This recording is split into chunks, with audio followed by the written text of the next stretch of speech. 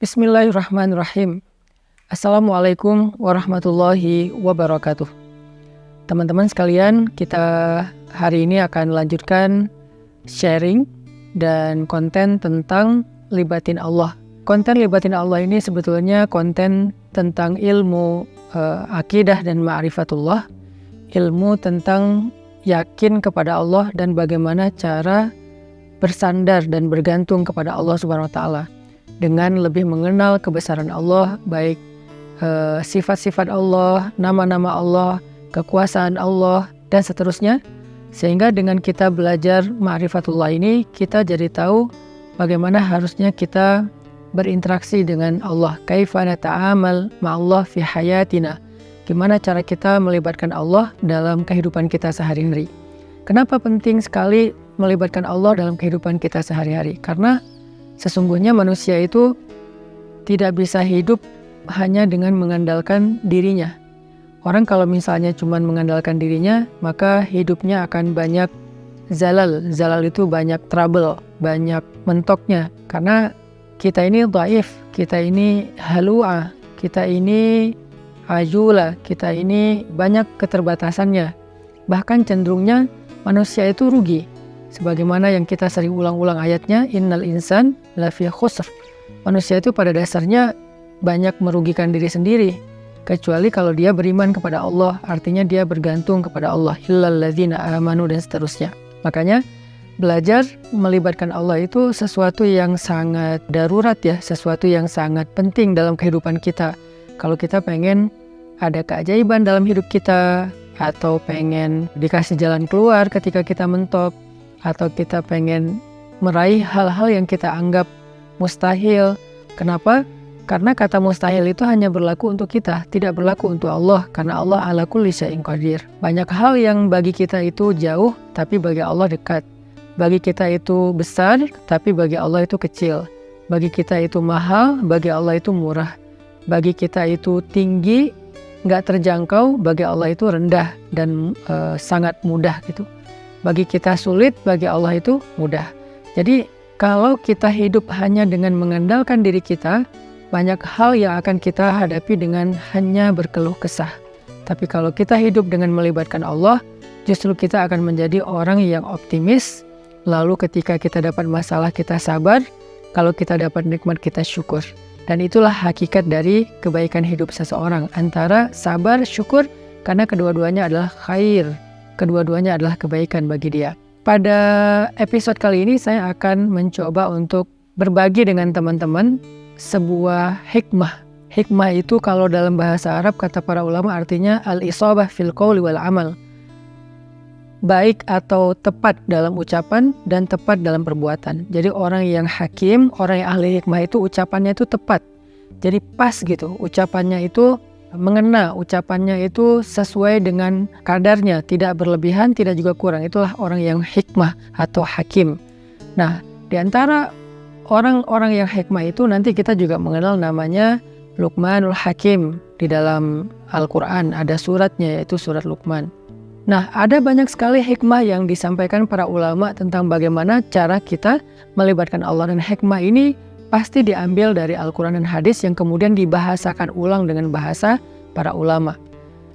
Salah satu kitab yang saya suka banget, yang isinya adalah kumpulan hikmah-hikmah, kumpulan kata-kata yang bijak dan penuh dengan kebaikan, itu adalah kitab Al-Hikam yang ditulis oleh seorang ulama besar dari Mesir yang bernama Ibnu Athaillah As-Sakandari.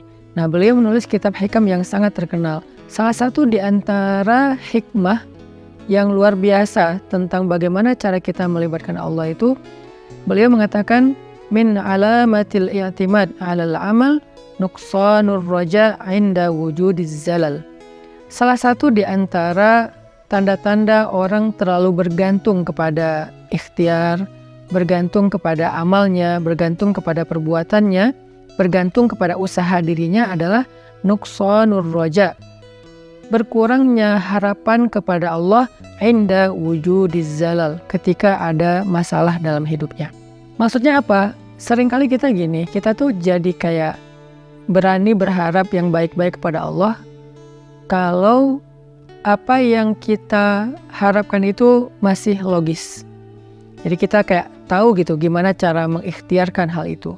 Kita tahu bagaimana cara mendapatkan hal itu, sehingga kita masih berharap pada Allah, ya Allah mudahkanlah saya. Misalnya kayak kita pede bisa dapat kerjaan, atau misalnya kita udah ngerasa bahwa insya Allah saya layak mendapatkan pekerjaan itu, sehingga kita mendaftar di sebuah perusahaan. Kita masih berharap pada Allah supaya Allah mudahkan urusan kita. Tapi ketika ternyata kita ditolak sana sini, kita ketuk setiap pintu-pintu di bumi, ternyata nolak kita sehingga kita nggak punya kerjaan, kita tiba-tiba jadi putus asa, jadi nggak berharap lagi, jadi nggak optimis, karena ngerasa kayaknya pintu-pintu bumi udah tertutup. Karena ngerasa kayaknya ikhtiar kita itu udah mentok, kayaknya udah nggak ada lagi perusahaan yang bisa kita hubungi gitu. Sehingga ketika pintu-pintu di bumi udah tertutup, kita jadi berkurang juga harapan kita kepada Allah. Padahal orang yang baik dalam melibatkan Allah dalam hidup itu justru di saat pintu-pintu di bumi tertutup, dia masih berharap kepada Allah. Di saat itulah Allah terlibat. Jadi jangan sampai ketika pintu bumi tertutup, manusia meninggalkan kita, jalan-jalan ikhtiar itu kayaknya udah mentok, kita jadi berprasangka buruk dan tidak lagi berani berharap yang baik-baik kepada Allah. Justru ketika keadaan kita lagi sulit, keadaan kita lagi mentok, pintu-pintu di bumi tertutup, manusia meninggalkan kita, justru saat itulah saat kita bisa melibatkan Allah seutuhnya, karena tidak tercampur dengan keyakinan kita kepada makhluk. Dan saat itulah saat yang paling ajaib, saat kita mentok. Maka harusnya ketika kita mentok, ketika kita merasa kayak nggak ada harapan di antara manusia atau di bumi, kita justru semakin besar harapannya kepada Allah Subhanahu wa Ta'ala. Dan itulah cara paling ajaib melibatkan Allah dalam urusan kita. Kayak masalah jodoh misalnya. Ada orang yang dia udah siap menikah, udah punya pekerjaan tetap, punya penghasilan yang baik, kemudian secara penampilan dia juga good looking, orangnya juga baik gitu. Terus dia suka sama seorang cewek. Datanglah dia untuk melamar cewek tersebut. Dan sepertinya cewek itu juga kayaknya perhatian sama dia, sehingga dia nggak tahu GR apa enggak, dia kayak berharap kayaknya nih udah waktunya nih saya serius dan melamar dia. Sebelum dia berangkat ke rumah calon istrinya, dia berdoa kepada Allah, ya Allah mudahkan urusan saya, ya Allah semoga saya bisa menjadi suami yang baik bagi dia, semoga lamaran saya diterima, bla bla bla. Dia berdoa kepada Allah, dia berharap pada Allah karena dia percaya bahwa ada jalan untuk mendapatkan yang dia inginkan. Lalu ketika yang terjadi justru sebaliknya, dia ditolak walaupun dengan cara baik-baik, atau bahkan mungkin dengan cara yang agak sedikit kasar.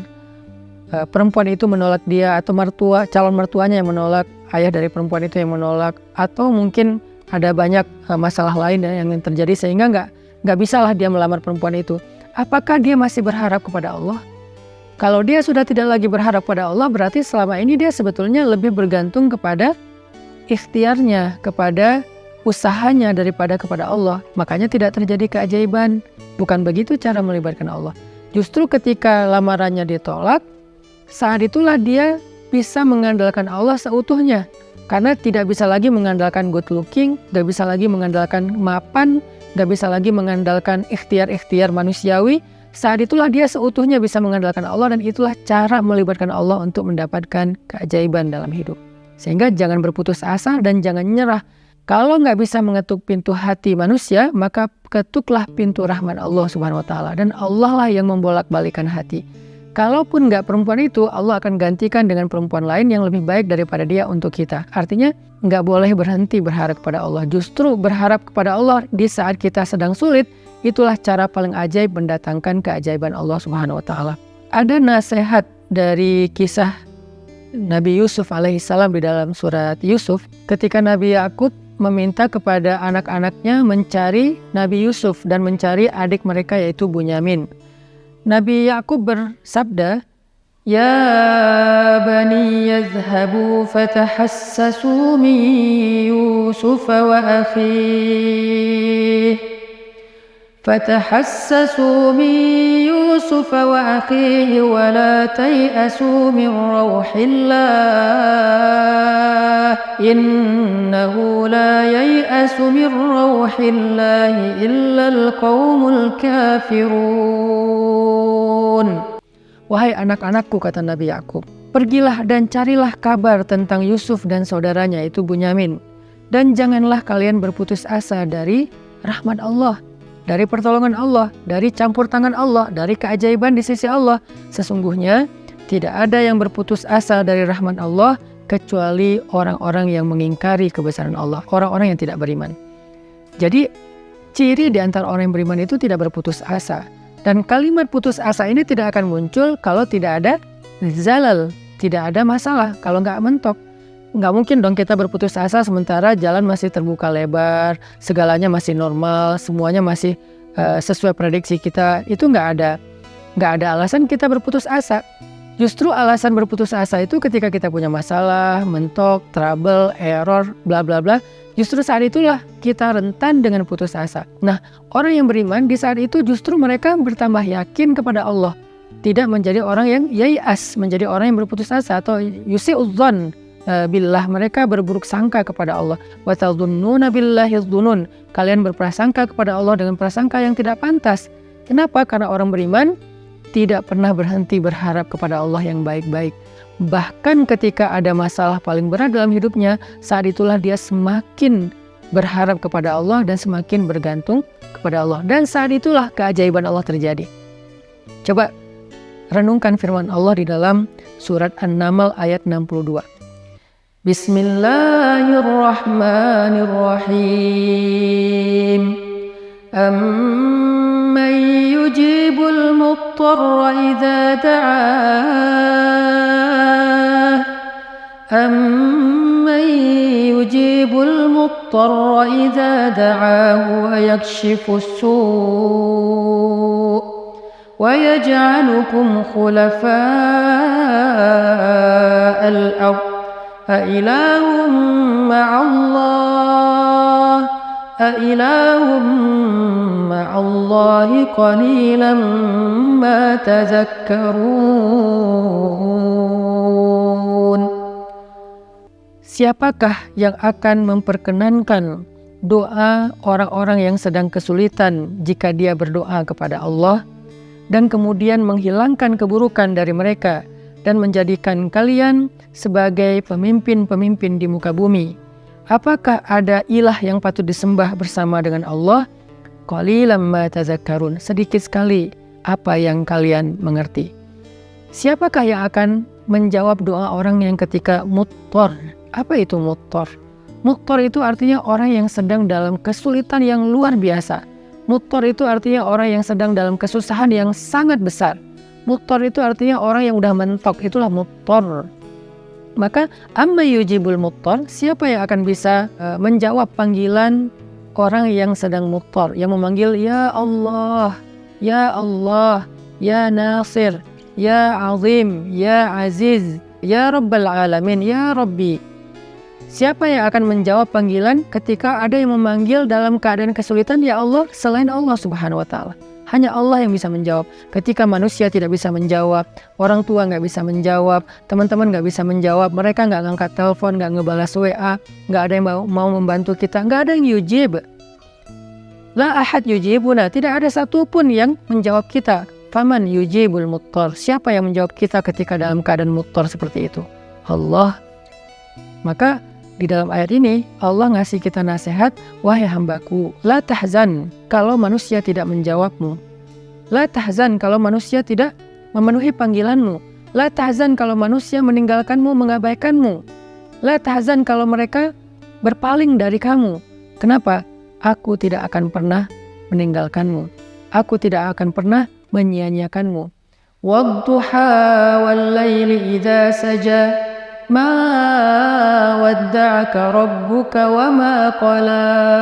Ma wadda'aka rabbuka wa ma qala.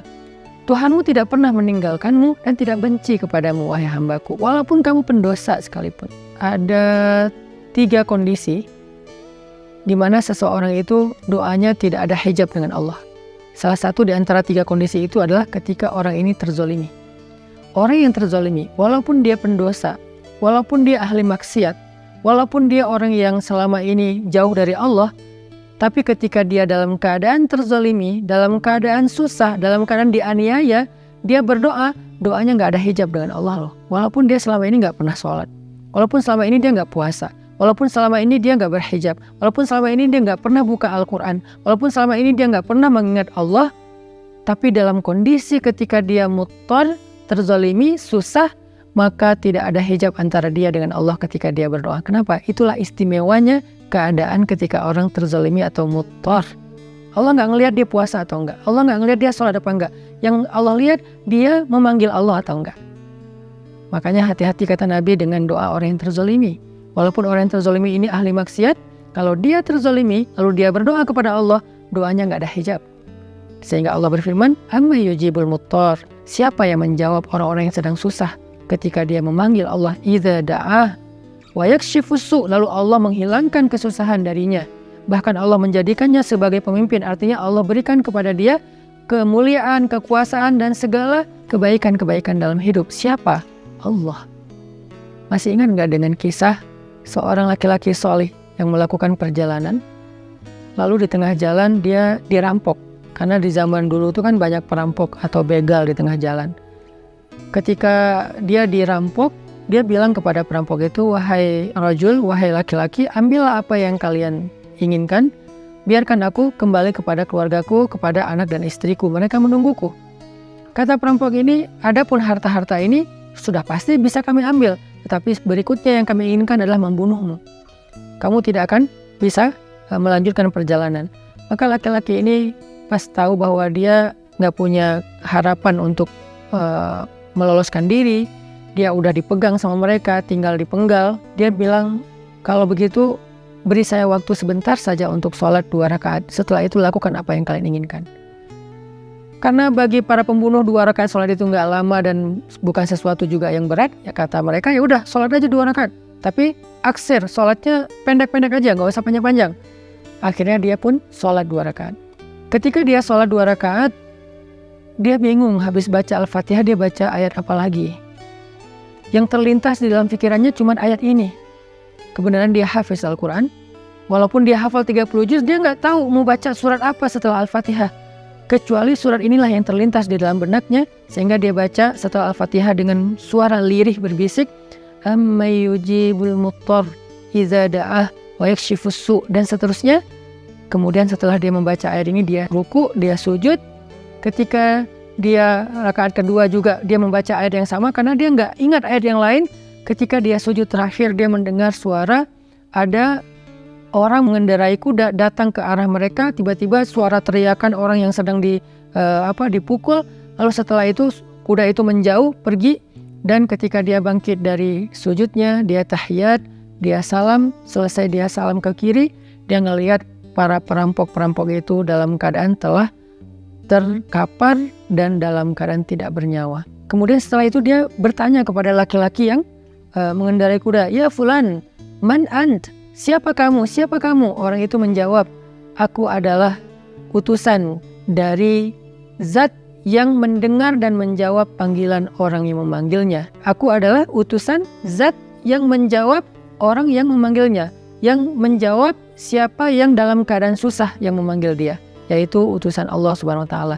Akhirnya orang ini pun selamat dan membawa hartanya kembali ke kampungnya. Ini salah satu contoh kisah yang sangat terkenal di antara kisah-kisah para ulama. Bagaimana ketika kita mentok, ketika kita nggak punya jalan ikhtiar, ternyata justru saat itulah saat terbaik kita berharap pada Allah, saat terbaik kita berbaik sangka kepada Allah, saat terbaik kita melibatkan Allah dengan husnuzon dan roja, dan saat itulah saat terbaik untuk mendapatkan keajaiban dalam hidup kita. Yang terakhir, kisah 3 orang yang terkurung di dalam gua. Mereka sedang melakukan perjalanan, terjadi badai, akhirnya mereka berlindung di dalam gua. Ini terkenal juga kisahnya dengan riwayat hadis yang sahih. Ketika mereka terkurung di dalam gua, tiba-tiba batu gua itu menutup gua karena terjadi kayak longsor, batunya menutup mulut gua. Dalam keadaan seperti itu mereka takut kehabisan udara dan mereka nggak bisa makan dan seterusnya, mereka terjebak. Tiba-tiba masing-masing berdoa dengan tawasul kepada amal-amalnya di masa lalu. Ada yang bertawasul dengan birrul walidain, ada yang bertawasul dengan sifat amanah dan adil, ada yang bertawasul dengan sifat takwa, meninggalkan dosa. Sehingga singkat cerita, setelah mereka meminta kepada Allah dan bertawasul dengan amal-amal mereka, mulut gua itu terbuka, batunya bergeser dan mereka pun selamat. Kenapa ini bisa terjadi keajaiban kayak gini? Mereka udah mendorong batu itu tapi tidak sanggup. Artinya ikhtiarnya udah mentok. Apakah mereka berputus asa? Enggak. Saat itulah mereka melibatkan Allah secara utuh dan melihat keajaiban Allah Subhanahu wa taala. Maka kembali kepada hikmah dari Imam Ibnu Athaillah As-Sakandari, min alamatil i'timad 'alal amal nuqsanur raja' inda wujudiz zalal. Di antara ciri-ciri orang yang masih bergantung kepada perbuatannya, ikhtiar dan usahanya adalah berkurangnya harapannya kepada Allah ketika terjadi masalah dalam hidupnya. Maka jangan pernah berkurang harapan kita kepada Allah. Justru ketika kita punya masalah dalam hidup dan kita ngerasa tidak ada jalan di antara jalan-jalan di bumi, kita menjadi lebih berharap kepada Allah dan yakin dengan jalan-jalan yang lebih baik yang ada di langit, insya Allah. Barakallahu fikum. Wassalamualaikum warahmatullahi wabarakatuh.